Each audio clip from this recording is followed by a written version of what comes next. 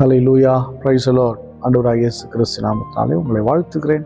கர்த்தர் உங்களை ஆசீர்வதிப்பாராக. இன்றைய நாள் மெய்ப்பனின் சத்தம், சங்கீதத்தின் புஸ்தகம் 6ஆம் அதிகாரம் 10ஆம் வசனம். என் பகைஞர் எல்லாரும் வெட்கி மிகவும் கலங்கி போவார்கள், அவர்கள் பின்னாக திரும்பி சடுதியிலே வெட்கப்படுவார்கள். பகைஞர் நம்ம எப்போதும் பகைக்கிறவங்க, எல்லாவற்றிலும் பகைக்கிறவங்க. நமக்கு அவங்கள பார்க்கும்போது எப்போ பார்த்தாலும் பகைச்சிட்டே இருக்கிறானேன்ற ஒரு பக்கம் கஷ்டமாக இருக்கும், வருத்தமாக இருக்கும். நமக்கும் கோபம் வரும். கொஞ்சம் கோபத்தை அடைக்குங்க, பொறுமைனா கொஞ்சம் பொறுமைக்குள்ளே வாங்க. பகைஞர் இருக்கட்டும், நல்லது தான் இருப்பான். நமக்கு ஒரு சவால் வேணாவா, சாப்பாடு வெறும் தண்ணி சோறாக சாப்பிட்றதுக்கு ஒரு உப்பு காரம் புளிப்பு இல்லை இருந்தால் தான் உணவே நல்லா இருக்கும்ல. ஒரே மாதிரி ஸ்வீட்டாக இருந்தாலும் நல்லா இருக்காது.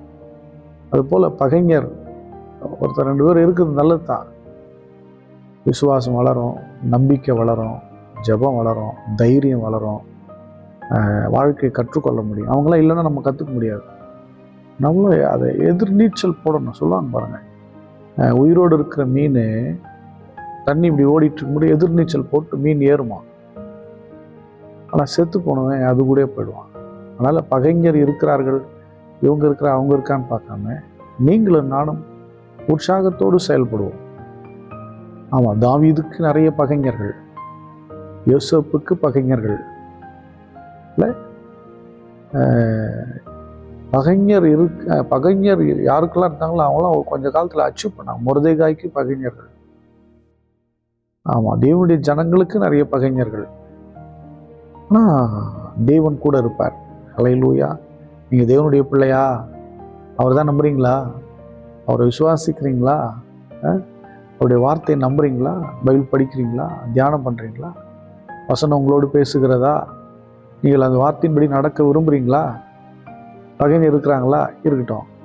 நீங்கள் அவரோடு கூட கரெக்டாக ட்ராவல் பண்ணிட்டுருக்கீங்களா?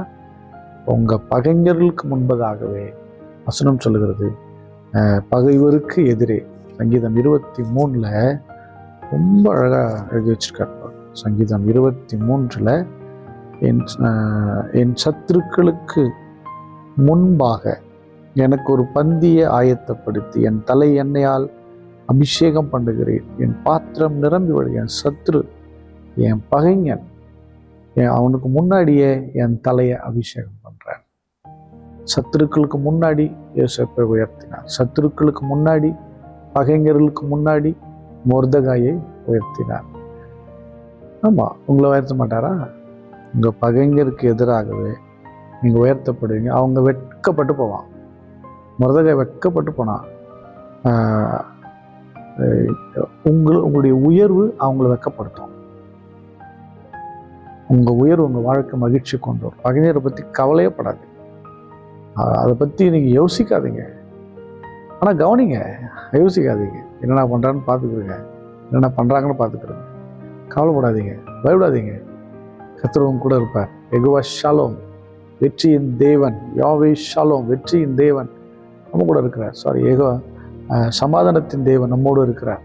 யெகோவா நிசி, வெற்றியின் தேவன். அவர் நமக்கு முன்னாடி போவார்.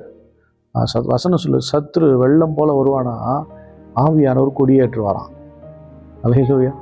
பிரச்சனை வெள்ளம் போல வரலாம், கொடி ஏற்றிட்டு முன்னாடி போகிறவர் என் ஆவியானவர், கர்த்தருடைய ஆவியானவர். சத்ரு ஒன்றும் செய்ய முடியாது, அவன் வெட்கப்பட்டு போவான். ஸ்தோத்திரம் பண்ணுவான். ஸ்தோத்திர ஆண்டவரே, ஸ்தோத்திரம் ஸ்தோத்திரம். சத்துருக்கள், பகைஞர்கள் ஒன்றுமில்லாமல் போகட்டும்.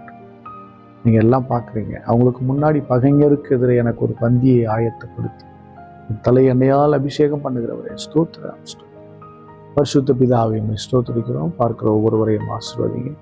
உங்களுடைய பிள்ளைகளை உயர்த்துங்க, கனப்படுத்துங்க, ஆசீர்வதிங்க. சத்துருக்களுக்கு முன்பதாக தலையை உயர்த்தி வைப்பீராக. கைவிடாதிரும். சத்துருக்கள் வெட்கப்பட்டு ஒன்றுமில்லாமல் போகட்டும். நீர் பெரியவராயிரும். இயேசு கிறிஸ்துவின் நாமத்தினால் ஜெபிக்கிறேன், ஜீவனுள்ள நல்ல பிதாவே. ஆமென். God bless you. Bye bye.